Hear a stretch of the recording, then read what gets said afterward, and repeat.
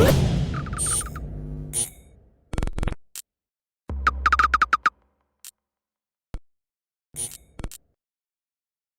hi. You've finally got a date for another fight in front of a big crowd back home. Hydro, going back to Commonwealth Games. How does that do?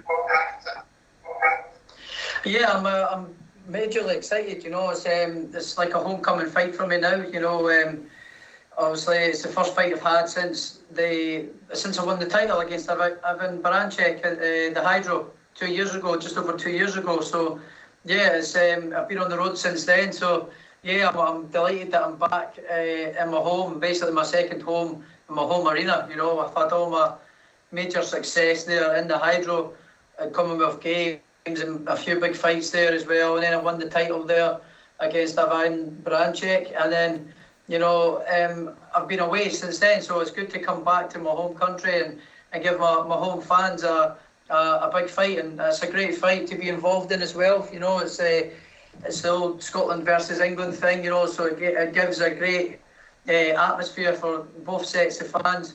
You know, it's going to be a great event and it's going to be a good fight as well, so I'm looking forward to it.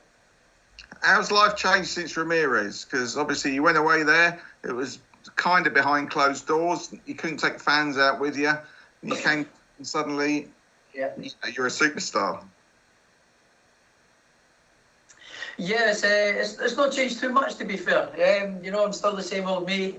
Still doing the same old things. Lifestyle hasn't changed at all.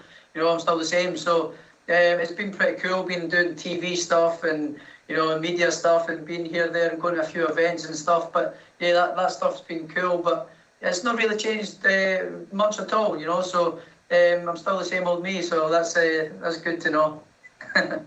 Did you get away much this summer, and did you finally get your trophy cabinet finished?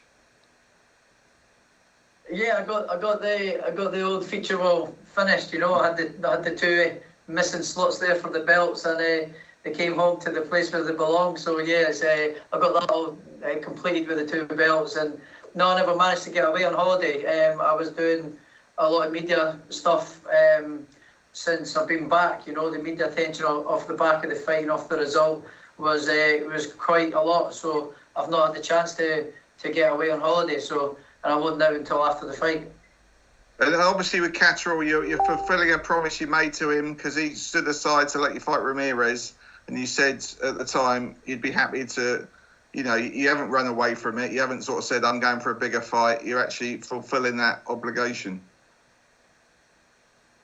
Yeah, you know, he did a good thing, you know, and letting that fight happen first. You know, obviously he had the chance to fight Ramirez first, but you know there was method behind his madness. You know, he obviously he agreed to step aside, but he knowing full well that off the back of it, he's getting the shot at all the belts rather than just the two belts Ramirez would have had. You know, the WBO and the WBC. So he's now getting a shot at both the belts. So there was that element behind it as well, you know, and that he was going to get the shot at all the belts for the next fight. So there was method behind his madness. So yeah, he's a good strong fighter, and I'm looking forward to having a good tear up on the 18th of December. Brilliant. Take care, Josh. Thanks, Ron. Danny, I think you've got your hand up. Yeah, hi Josh, how you doing? Yeah, good, mate. Yourself? Yeah, good, thank you. Whatever happens in the next fight, do you expect it to be your final one at 140 pounds? No, I don't think so. I think I can be a career 140 pounder. But, you know, having said that, you know, there's still massive fights at 140 there. You've got fighters coming up for 135. You've got current fighters at 140 as well. You know, but I think I've proved that I'm the best in the division. So I would like to set new goals. You know, I'd like to set new goals, become a two-weight world champion, and face your, like say, your Terence Crawfords and your Dennis Ugas and things like that. So I think I'd like to, you know, challenge myself against the best at the second division as well. So, but you know, I'm not looking past Jack Catterall. You know, I think Jack Catterall is a very tough fight. He's 26-0. He's been everybody has been put in front of him with kind of no questions asked really. So I think this time we'll see a really good, fired up Jack Catterall, and it's going to be a tough fight, I think. So I'm looking. My full attention's on Jack Catterall for the 18th of December. Yeah, hi Josh. Hopefully you can hear me okay. How you doing? You know when you're talking about stepping aside from Ramirez, do you have any conversations with Jack around those times at all? Or whether you know Jack? I know there's a kind of, I suppose, when he's there was a bit of thanks attached, left aside, but let me know. No, not really. We've got the same management team, so it was kind of spoken about. I would speak to a manager, then Jack would speak, through third parties. So no, we never actually spoke amongst ourselves. But he obviously, he did a good thing in letting that thing happen. But as I said, there was method behind his madness. There was a reason why he agreed to step aside, because he knew that he'd be sitting in a great position then to sit and get a shot for all the belts rather than one or two. So there was method behind. There was reasons behind why he done it as well. So. But having said that, it was a promise that we sort of agreed to, and I like to agree and keep my promise. I guess there's a thanks attached to it though, like that he did step aside, but you won't be showing him any mercy in the ring for having stepped aside either at the same time.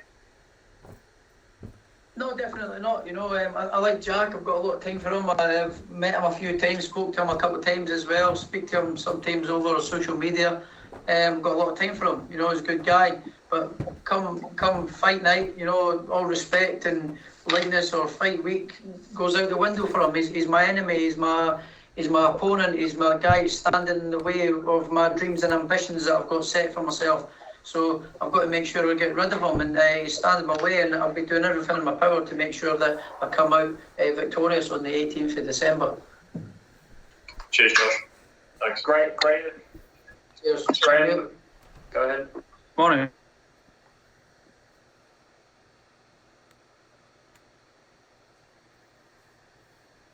So Graham, I think you're on mute. Apologies. Sorry, Josh. I was just saying it's kind of the week before Christmas in the Hydro. It could be a hell of an atmosphere. What you kind of hoping it's a full house and the place is rocking?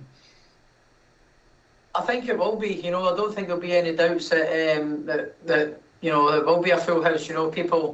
People were very frustrated that they couldn't get over to America to see my last fight. I always had lots of messages for years and years for people and fans from all over the UK saying that they were saving up for when I'm going to go to America, and that finally came and no one was able to come. So a lot of people were disappointed and messaging me that they couldn't come, but giving me messages of support, and so I think because they couldn't come to that last one, this one will be a big fight. This one's going to be, I think it'll be a full house for sure, definitely.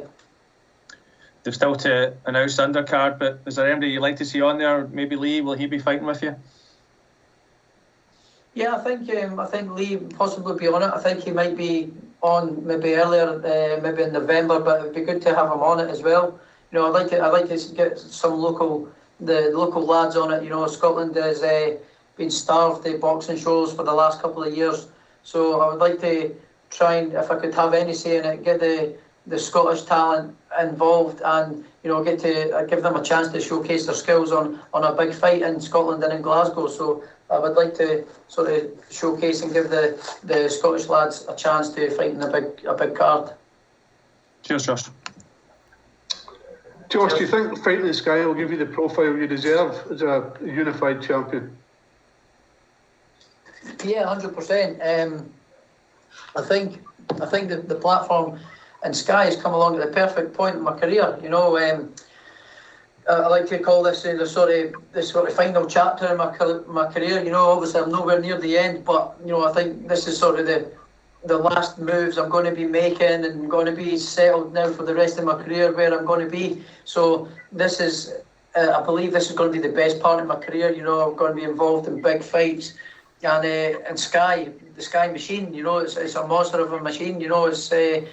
It's the biggest and best platform in the UK by far. So I feel it's come at the perfect time.